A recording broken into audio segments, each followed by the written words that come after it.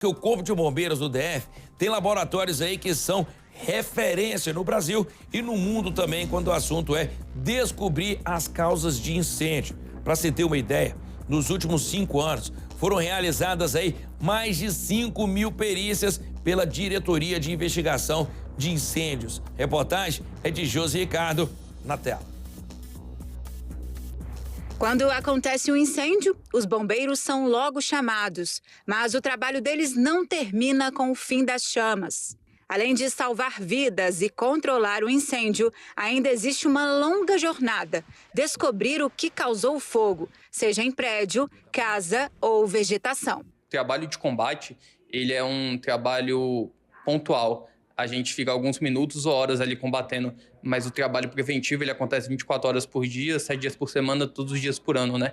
E, inclusive, é o nosso... Tem que ser o nosso maior foco, né? A Diretoria de Investigação de Incêndios já tem 50 anos. Os laboratórios são referência para os outros estados do país. É aqui que os bombeiros fazem as perícias dos incêndios. Só de equipamento de ponta tem quase 7 milhões de reais. A gente legisla sobre as regras, nós vistoriamos se essas regras estão sendo aplicadas, nós combatemos os incêndios e nós fazemos a fase investigativa. E a fase investigativa ela serve para retroalimentar todo esse sistema.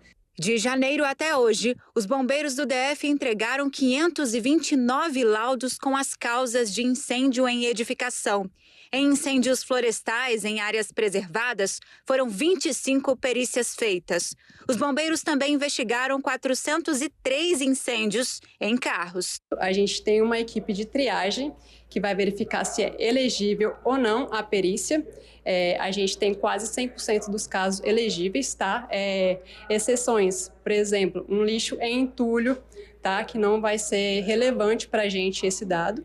Tá? Então, a gente, sendo elegível, a equipe de perícia, que todos os dias é composto por um perito e geralmente 3 a 4 técnicos, eles deslocam ao local para fazer a investigação do incêndio. O DF é referência em investigação de incêndios. Os bombeiros trabalham com 2 laboratórios, o da parte química e elétrica. Aqui a gente vai fazer uma demonstração dos fenômenos termoelétricos mais comuns que a gente tem no DF. O primeiro que a gente vai encenar aqui com o sargento Vitor Carvalho é o fenômeno da sobrecarga, que basicamente ocorre ao longo do tempo, com a passagem de uma corrente maior do que deveria num cabo elétrico que está submetido a uma corrente muito elevada. Nesse caso, a gente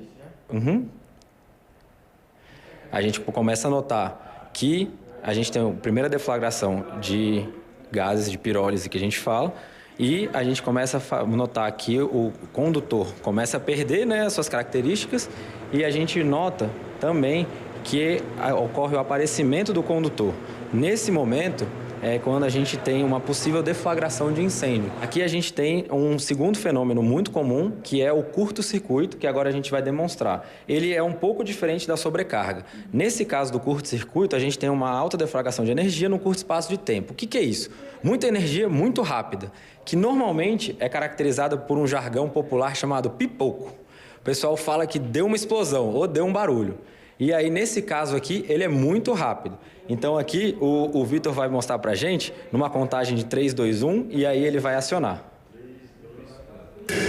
Estamos com o subtenente Leme, que é também engenheiro eletricista, e a gente vai para mais uma demonstração, né? Sim, essa demonstração é em relação a um equipamento muito importante, que é o DR. Esse DR, ele protege contra choques elétricos. Esse dispositivo fica nas residências, quadros elétricos, e aqui a gente vai mostrar uma simulação com um boneco, como se ele estivesse tomando um choque. Então, eu vou levar o braço do boneco até o dispositivo, e a gente viu que ele disparou. Então, esse disparo é exatamente o que acontece. Naquele momento, a criança está colocando a mão na tomada elétrica e não toma o choque porque ele dispara. Agora eu vou fazer o processo como se não tivesse o DR. O DR está desligado, simbolizando que não tem ou está desligado no quadro de luz. Eu vou colocar o braço do boneco de novo, novamente, na tomada. Aí, nesse momento, começa o choque elétrico. Então, A criança, simbolizada pelo boneco, está tomando choque elétrico. Passa da tomada pelo braço, pelo corpo da criança e o coração começa a ter batimentos descompassados. Aí, com isso, a próxima fase, que é a fase terminal, digamos assim, que vem a óbito, é a convulsão. Então, a criança começa, ou o adulto, que seja, conectado ali na tomada, com a mão passando a corrente elétrica, começa a sofrer a descarga, o choque até o momento de vir a óbito. Em casos de atuação da perícia dos bombeiros, o prazo para a entrega dos laudos é de 30 dias. Hoje a gente tem uma metodologia para a gente gerar um laudo e, na conclusão, falar qual foi a causa, qual foi a zona de origem e qual foi a forma de surgimento e propagação do incêndio.